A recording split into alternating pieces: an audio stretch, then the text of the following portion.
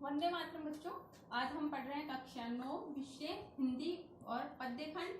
पद्यखंड का दूसरा पाठ है, अध्याय 2 है ललदज। ओके, तो देखिए सबसे पहले हम पढ़ते हैं कवित्री परिचय।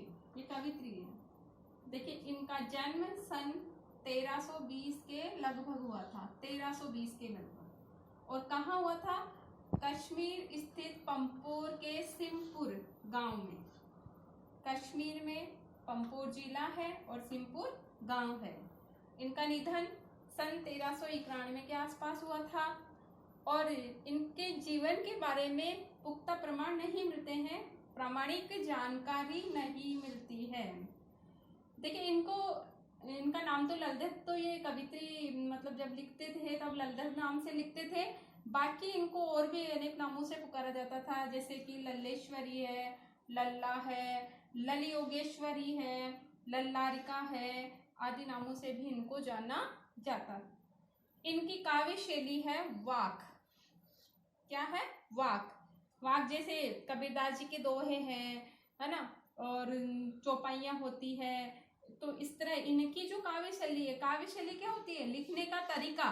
जो इनका लिखने का तरीका है इसको कहा जाता है वाक। और इनका कोई स्वतंत्र ग्रंथ नहीं है, अर्थात इनका कोई ऐसा विशेष ग्रंथ नहीं है, कोई विशेष किताब नहीं है जिनके अंदर इनके वाक मिलते हैं।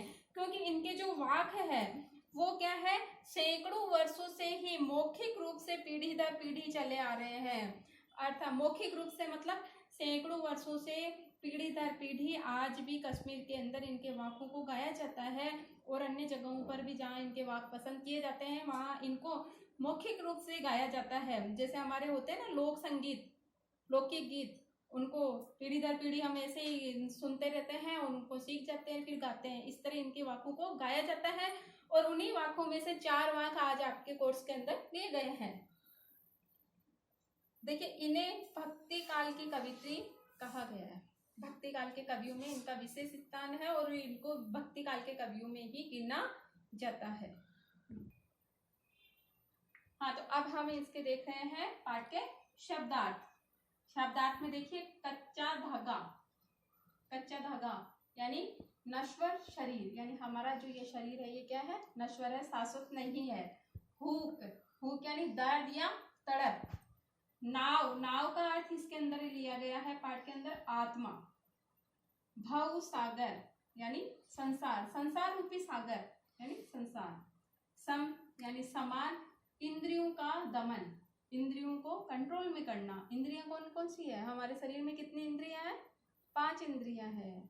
उन 5 इंद्रियों को कंट्रोल करना। समभावी, समानता की भावना। सुषुम यानी सुषुम्ना नाड़ी। सेतु यानी पुल। उतराई यानी भाड़ा या किराया। कोडी न पाई यानी कुछ लाभ नहीं हुआ। कोडी न पाई का अर्थ क्या है? कुछ लाभ नहीं हुआ। और नदी आया है संसार रूपी नदी के रूप में इस पाठ के अंदर। नदी का अर्थ आया है संसार। थल, थल यानी हर जगह। और साहिब का अर्थ है ईश्वर। ये जो इम्पोर्टेंट जो शब्द थे जिनके उनके अर्थ है। अब देखिए इनकी काव्य शैली क्या कहलाती है? वाक। तो इनका पहला वाक है, रस्सी कच्चे धागे की खींच रही मैं नाव, जाने कब सुन मेरी पुकार, करे देव भव सागर पार। कवित्री कह रही है कि ये जो कच्चे धागे की, यानी ये कच्चा धागा क्या है? हमारा नश्वर जो शरीर है, इसको क्या कर रही हूँ मैं? कि इससे नश्वर शरीर से मैं क्या कर रही हूँ? नाव को खींच रही हूँ।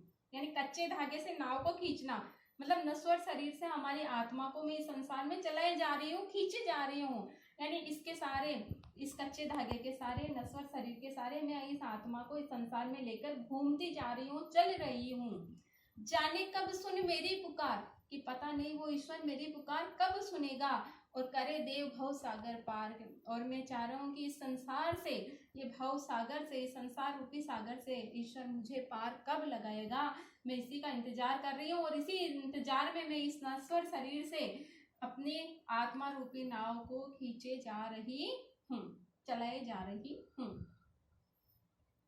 हाँ, पानी टपके कच्चे सकोरे व्यर्थ प्रयास हो रहे मेरे। यहाँ पे कच्चा सकोरा, सकोरा जानते हो ना आप, मिट्टी का बना हुआ होता है जिसके अंदर वो चाय दूध पिया जाता है। तो कच्चा, वो भी कच्चा, पक्का हुआ नहीं, पके हुए में तो हम चाय दूध पीते हैं लेकिन कच्चा है वो।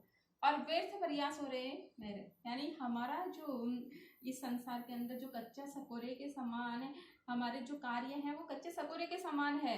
और इस कारण से हम इस संसार से उन कच्चे सकोरे में पानी डालकर अगर हमने उसमें पानी भरकर रखना चाहेंगे तो उसमें पानी रुकेगा क्या? 1 मिनट भी नहीं रुकेगा, वो टपक टपक उसमें से निकल जाएगा। उसी प्रकार से हम जो क्रियाकलाप इस संसार में आकर कर रहे हैं, मोह माया में पढ़कर जो कार्य कर रहे हैं वो क्या है?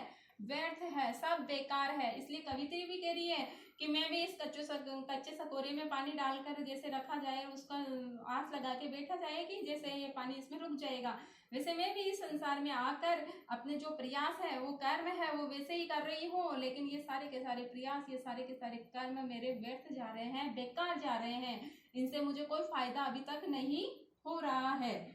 जी में उठती रह रहे, इसलिए मेरे जी में, जी यानी मन में बार बार रह कर कुछ कुछ समय में हुक उठ रही है, दर्द उठ रहा है, घर जाने की चाह है गहरे। अब घर कौन सा है? ईश्वर के पास, मोक्ष की प्राप्ति, कि मैं मोक्ष की प्राप्ति करना चाहती हूँ। चाह यानी इच्छा, मेरी मोक्ष प्राप्त करने की इच्छा है, मुझे घेरे हुए है वो इच्छा, मुझे जकड़े हुए हैं, मैं उस इच्छा से अपने ईश्वर से मिलना चाहती हूँ।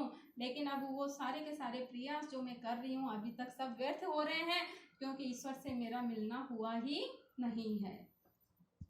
आगे देखिए दूसरा वाक्य उन्होंने लिखा है कि ये जो नश्वर संसार है, इस संसार के अंदर आप कितना भी उपभोग कर लो, उस उपभोग से आपको कुछ नहीं मिलने वाला है।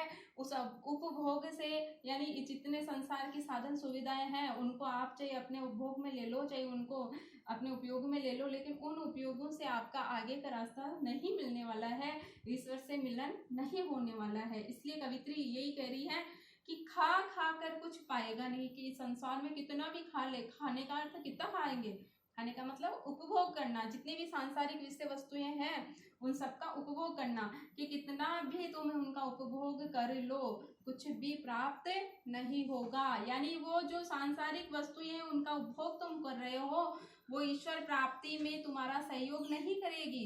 उसके लिए तो ईश्वर में ही ध्यान लगाना पड़ेगा, इस उपभोग से आपको ईश्वर नहीं मिलेगा। लेकिन कवित्री साथ कह रही है, न खाकर बनेगा अहंकारी, कि अगर तू नहीं खाएगा अर्थात इस सांसारिक वस्तुओं का उपयोग नहीं करेगा तो तेरे अंदर क्या आ जाएगा? अहंकार आ जाएगा, घमंड आ जाएगा, अर्थात तू घमंडी बन जाएगा कि हो मैं तो बहुत बड़ा त्यागी हूँ, देखो मैंने तो ईश्वर को प्राप्त कर लिया। इसलिए क्या करना चाहिए? कवित्री के लिए सम खा तभी बनेगा संभावी, क्योंकि तू सम खा, समान रूप से यानी समन्वय रख, कि जितना तुझे उपभोग संसार में जीने के लिए करना है उतना ही खा, उतना ही उपयोग कर, और तभी बनेगा संभावी, तभी उस तेरे में समानता का भाव आएगा, तभी तुझे ईश्वर से मिलने का रास्ता तेरा साफ होगा। कवित्री आगे कह रही है, तब खुलेगी सांकल बंद द्वार की, अर्थात जब तुम्हारे अंदर समानता का भाव आ जाएगा, तुझे उपभोग इस संसार का मतलब सीमित मात्रा में करना तू जब सीख जाएगा तो तेरे लिए उस ईश्वर के द्वार की सांकल खुल जाएगी, अर्थात उस ईश्वर से तेरा मिलन हो जाएगा, तेरा मन भक्ति के अंदर लगने लग जाएगा। आगे देखिए तीसरा इनका वाक्य है, आई सीधी राह से गई न सीधी राह, कि मैं इस संसार में ईश्वर के यहाँ से जब मेरा जन्म हुआ था तो वो सीधे रास्ते से आई थी, लेकिन मैं इस संसार में इस मोह माया में फंस गई, यहाँ आकर अब मैं सीधा रास्ता नहीं रह गया है, गई न सीधी राह, अब मैं सीधे रास्ते पर चली नहीं, क्योंकि मैं तो इस संसार में फंस गई, मोह माया में फंस गई, उपभोग में फंस गई। और क्या हो गया? सुसुम सेतु पर खड़ी थी बीत गई दिन आह, कि मैं तो हठयोग में फंस गई। यहाँ पर हठयोग होता है एक प्रकार का भक्ति करने का तरीका है, और उसके अंदर हठयोग में क्या होता है? सुषुम्ना नाड़ी जागृत करनी पड़ती है। हमारे शरीर में 7 नाड़ियां हैं, उनमें से एक सुषुम्ना नाड़ी होती है, कहते हैं कि उसको जागृत करने से हठयोग वाले कहते हैं कि ईश्वर की प्राप्ति हो जाती है। तो कवित्री कह रही है कि मैं तो उस हठयोग में पढ़कर सुषुम्ना नाड़ी को, सेतु को यानी पुल को, उस पुल पर ही जाकर खड़ी हो गई, उस नाड़ी को जागृत करने में ही लग गई, और बीत गया दिन आहा, अर्थात ईश्वर से मिलने का जो समय था वो तो बीत ही गया।